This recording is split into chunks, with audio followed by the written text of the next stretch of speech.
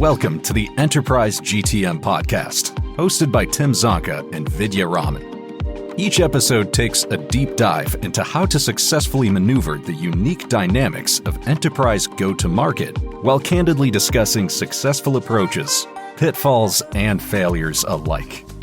Our guests are seasoned company founders, GTM execs, technology buyers, and end users. Please note that the views expressed by individuals in these podcasts are not to be treated as investment advice. They are also not representing the views of their employers, current or previous.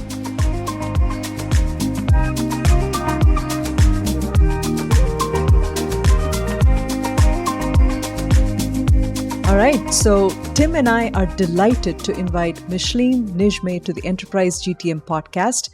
Micheline is the Chief Marketing Officer of JFrog, a company whose products every self-respecting developer has at some point used. As developer tools go, it doesn't get any better than that. Would you agree with that, Micheline? Absolutely. All right.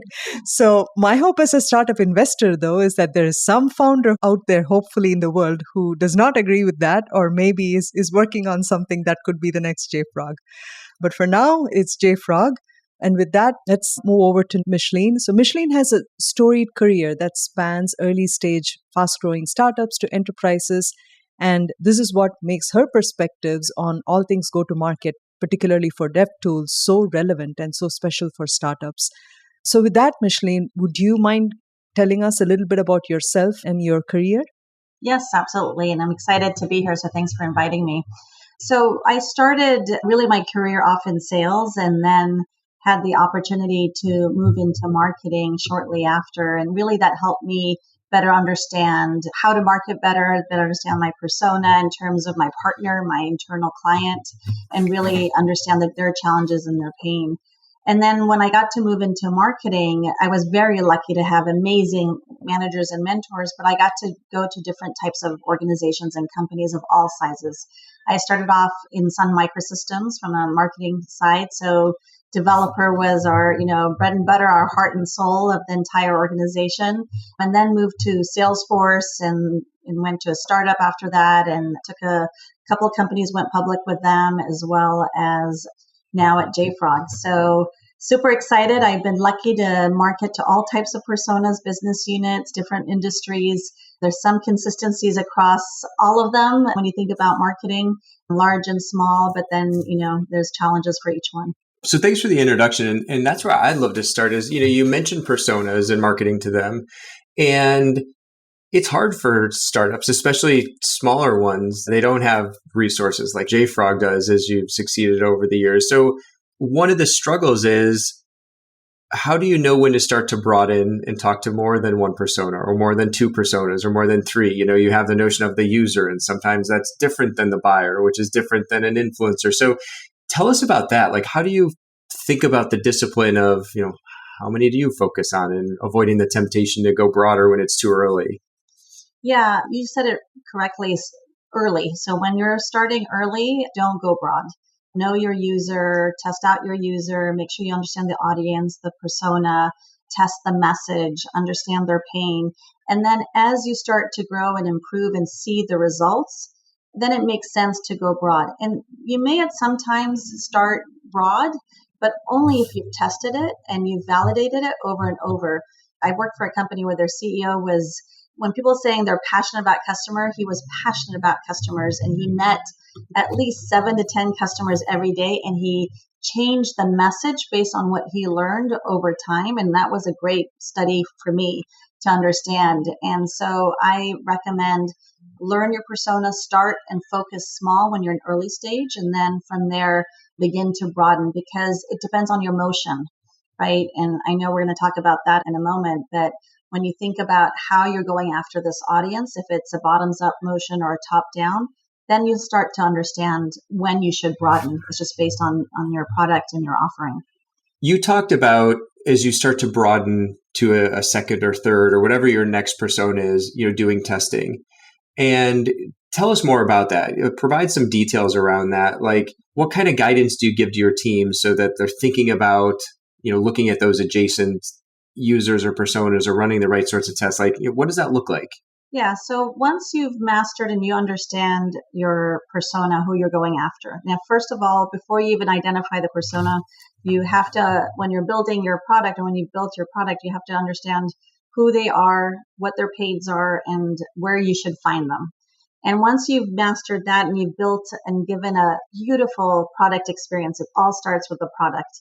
Once you've done that and you understand the messaging and the positioning, then you start saying, how am I going to grow from there? How am I going to scale my organization from where I am today? What do I need to go? So one is understanding what markets you need to go after. Market means people, right? So when you're going after different geos, it means you have to start tailoring to different types of audiences. It also means as you start thinking about a multi-product offering, as you start to grow, or if your product is a little bit more complex, or it's not something that you try and buy, then you start thinking, okay, if I'm influencing my practitioners, my stakeholders, my developers or DevOps engineers, they're going to influence the buyer. Now, the buyer could be the decision maker, but how do you get to the decision maker? So it depends on who you're going after. From a DevOps side, of course, our buyer is our DevOps engineer. They try it, they buy it, and then they expand it within the company. Now, as we start to scale as an organization, we wanted to go after the decision maker in terms of the VP, the one who holds the budget, I should say, not the decision maker. Now, the budget owner, they're going to go ask the engineer, do you like this product? Do you not like this product? So it'll die on the vine if they hate your product. So product comes first. And then once you start going after the budget owner, your marketing starts to change, your messaging starts to change, and how you find them, where you engage with them starts to change. So you could start early this way, as long as you understand, but sometimes you could choose to say, let's give the product to everyone who wants to use it and give them a beautiful experience. And that's what JFrog did. That's what Sun Microsystems did. And just enable the developer to give them access and a beautiful experience, a beautiful product experience, and then let the word of mouth expand, but then go back in and start really engaging from the top down.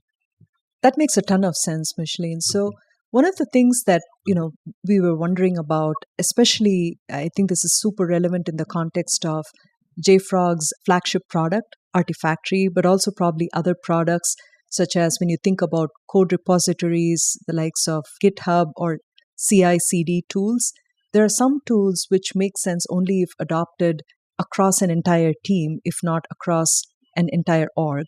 Mm-hmm. And then there are examples of tools like maybe it's an IDE, things which might make sense as a productivity tool, perhaps even if it's just adopted by a splatter of developers within an organization. So curious to know, when it comes to especially tools which make more sense when adopted across the enterprise, how should you be thinking about when to reach the budget owners versus developers?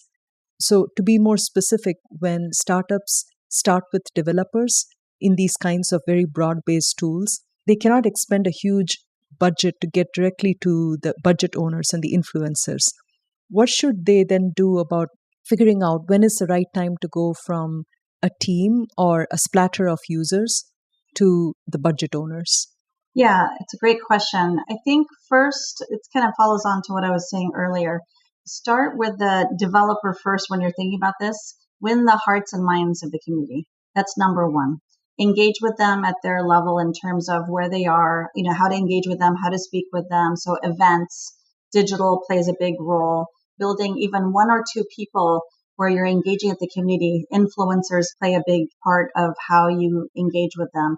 I would start there first because they're going to be asking their manager for this tool. You don't even have to spend as much money on the budget owner right away.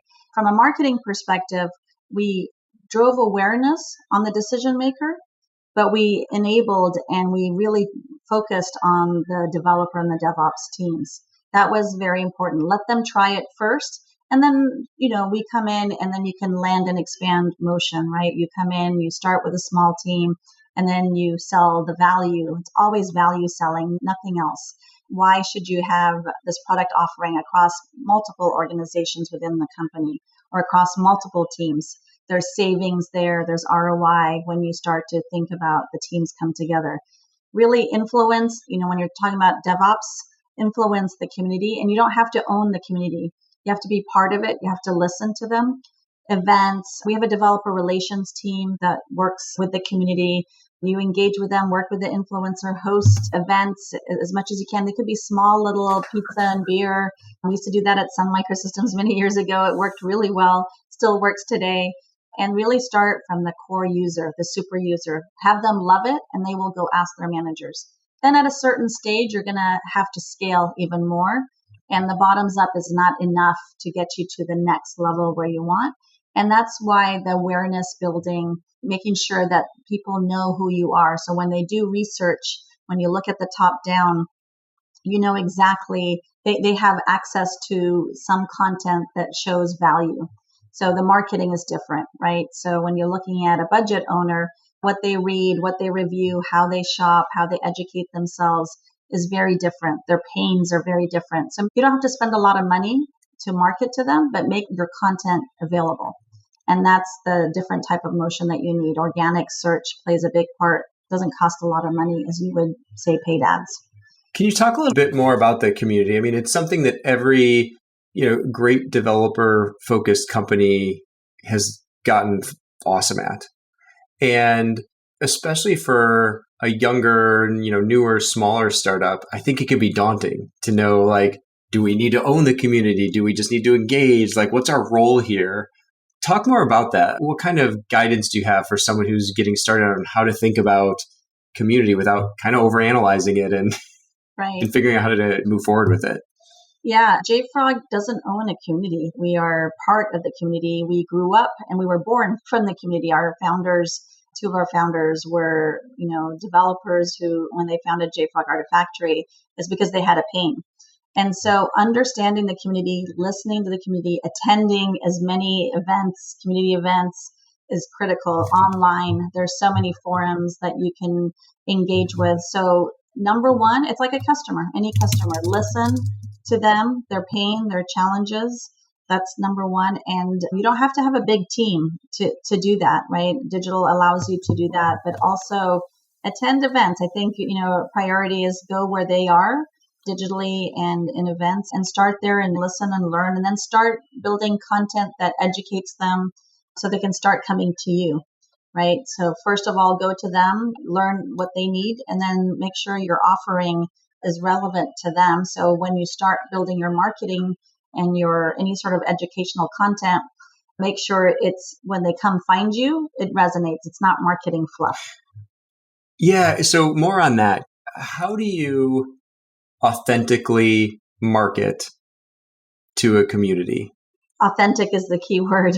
They have a good BS meter, right? So, I think in every company that I've been at, and I've been lucky to work alongside great people and great organizations, make sure the product works. That's number one. Because if you're BSing on the product and the functionality and the quality, they're not going to trust what you say, no matter how good of a marketer you are. So if you have a product that works well and you're listening to, even if you have gaps or whatever in the product, but you're listening to them, then whatever you're saying, that's going to come out authentic. So less on the BS in terms of, we say no fluff marketing. So that's something that we try to focus on that. Hire engineers in your marketing. Don't hire someone who is technical. You just have to know how to speak to them in their terms and make sure that the value you're selling is actual value. So authenticity is what you just said, Tim, is exactly what you need to do. It's authentic marketing. Thanks for sharing that. What about one more community question, and then we could shift topics, but I'm curious about the role of open source. Do you think it's required to engage effectively in a community, or is that a myth that some groups hold? I think it's effective only because you're giving them something they can get access to quickly. So it does play a big part. Is there a way to not do it? Absolutely. But I do believe it plays a big part because you're giving them access and the flexibility, the freedom to try it and to play with it. So it does play a big role. Is it something that you have to do? I'm not sure that's the case. We've seen examples where that may not be, but it is an added value. And just a question that is more about all of this, but in the context of the macroeconomic condition that we are in, being that it's a downturn, And especially startup founders have to watch every dollar that they spend, especially on marketing and sales in these kinds of climate. What have you seen when it comes to buyers and users in terms of how they're responding to marketing? And how do you think founders should adjust their focus, if you will? Yeah, I think any founder or anyone who's marketing their offering, it's know your climate, know your persona. So consolidation is huge right now. People are looking to consolidate. They're looking for savings every single way. So from a budget owner, make sure your marketing material has something about ROI, savings. And savings doesn't always have to be money. So from a developer side, it's savings of time, it's speed. From a budget owner or decision maker, it's about, savings of cost. Can I get more out of what I have today? So you could have maybe an offering, but your customer may not be utilizing your entire solution offering. So ensuring that is top of, in your messaging and marketing. So those are the things that we've started to shift right away as soon as we heard. So we focused on ROI. We did a study with our analyst. So as a startup, you may not have the budget to do that, but you can do that with your own customers and start asking them, what savings do you have? And the customers that you do have, write a case study, promote that. And those are things that you could do easily with very little money. That all makes a ton of sense, Micheline. It also is something I've noticed myself, which is before the downturn, there was this, what I felt was more of a fuzzy value prop that many startups were touting, the developer experience. And that literally shifted to developer productivity in just a few months. So as it relates to go-to-market and community in particular, there's this kind of idea of it's colloquially called bottoms up or, developer-led or grassroots. And then a lot of companies that may start that way gain kind of mid-market and enterprise motions. And then there's this idea of top-down or account-based marketing. And so how do you think about when you have two different kind of but related go-to-markets, like a bottoms up or a tops down, budget spend across those? So it depends on, again, your strategy, right? So digital is less expensive, and digital you can touch, many people, but be personalized. So I see many, and we've done it for ourselves, that when you go broad on digital and you're not personalizing, that's when you lose them. So for me, when we work as a team, we segment our audience based on how we're going to get to them. So maybe if we're going after smaller companies, heavy digital play will play a big role. And then we segment a few accounts that we want to reach in a very account-based motion. People use the word account-based marketing. I don't like to use that only because they think marketing's only doing the targeting, but you said it right. It's account-based approach where it's sales, marketing, partners, the community. So we're building really a strategy to understand these key accounts. And these are large accounts, so you can't have many of them. You have a very select few, and then you learn about them. You understand who the contacts that matter. You understand their strategy for the organization. And then you build a very deliberate nurture program to educate them, to start engaging with them. And then you start maybe bringing them into, certain types of events, to do one-on-one personalizations. From a digital side, it's much more, offering them a trial, a mass demo. So the marketing of that is a little bit different. But your pricing and packaging changes. The way your sales structure will be much different. The way you nurture them, between digital and account base is very different. And outbound versus inbound, how do you reach them? What sales structure do you want to build to go after these small select accounts versus the larger mass digital play? Thank you for sharing that, Micheline. I guess given what we've discussed about community, open source, and other ways of marketing, just curious to know what common myths or mistakes you've come across that founders have made in your career. One is developers don't like marketers. They don't, but it's a myth that developers can't be marketed to. I think no one likes to be marketed to. It's how you speak to them, right? No, I don't want to be pitched at, and I'm a marketer, and I probably can take more sales calls than developers will, but how they're communicated, that's a myth. So content is king. It's an old saying, and it still applies true. Make sure it's educational content. It's content that resonates with them and provides value. The importance of community, I think sometimes there's mistakes done there only because they underestimate the value of engaging and getting to know the community. That's a mistake, maybe more than just a myth. And product experience, they may underestimate the value of a beautiful, beautiful product experience. You only get one shot. And if you try it and you don't like it, you're done. They find trouble using it or engaging with your product. They don't need to go any further. They'll just go to the next competitor that you have. So those are some things that are, to me, have come across that are myths or mistakes. Couldn't agree with you more on that, particularly on product, which is paramount for developers here, foundational. One thing you were mentioning a few minutes ago about community is that, you don't have to own it, but what's more important is that you need to stay authentic and engaged with the community. So in that sense, I'm curious to know, in your experience, have you seen startups be able to harness an existing community? Perhaps that's a community that's been started and nurtured by a larger incumbent. But have you seen examples of where startups have been able to harness such existing communities to then help them take off? Or is that something you wouldn't advise in general? Harnessing versus owning? Harnessing versus creating your own. Yeah. JFrog did it. They don't own a community. I mean, we are part of Conan community and we own that, but otherwise we are part of so many different communities. And so it's not easy. It's not common. So yes, do I recommend it?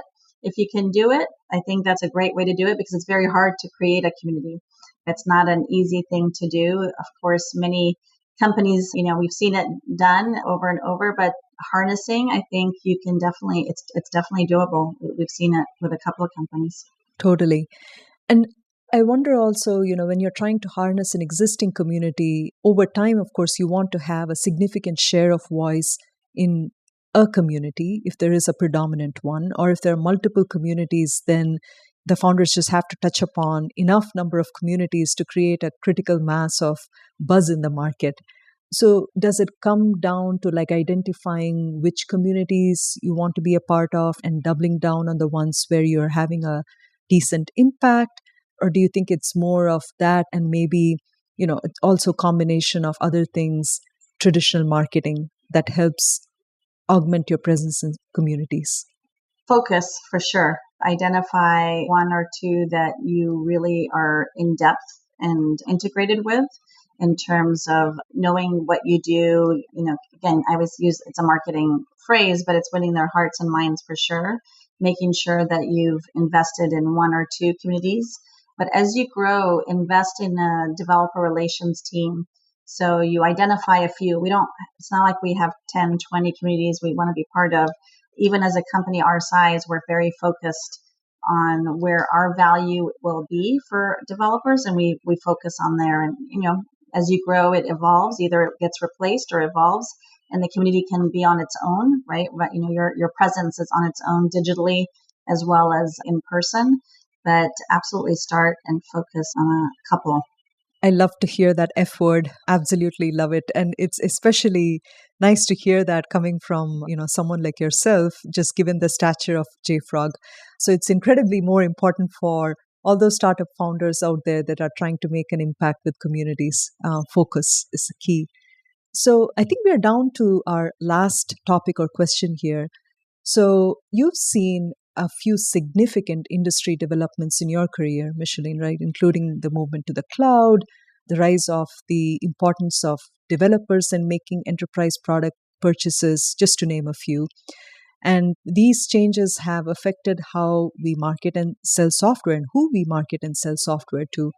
What are some things that you are seeing now that you think will drive more changes to how software distribution will happen in a few years from now, particularly as it's related to dev tools?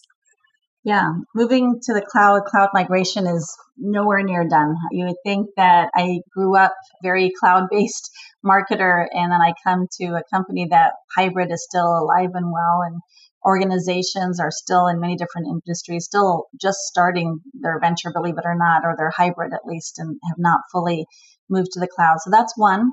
The rise of open source software, Tim, you mentioned that earlier.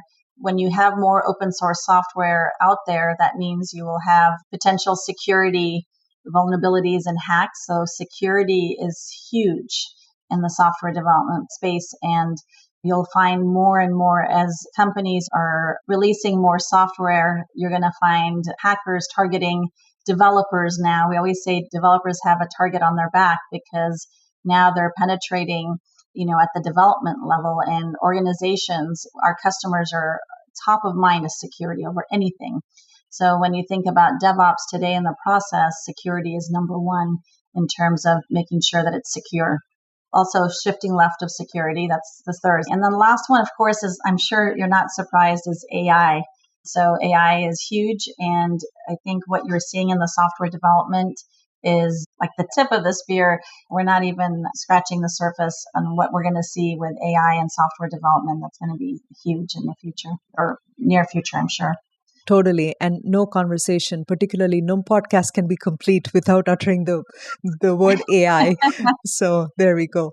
Well, this was such a pleasure to chat with you here. Thank you very much for making the time, Micheline. Thank you for having me. Great to meet you both. Thank you.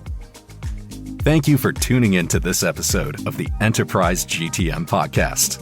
Subscribe to the show wherever you listen to podcasts so you'll never miss an episode. While you're at it, if you found value in this show, we'd appreciate a rating on your favorite podcast platform so we can continue to help enterprise founders thrive.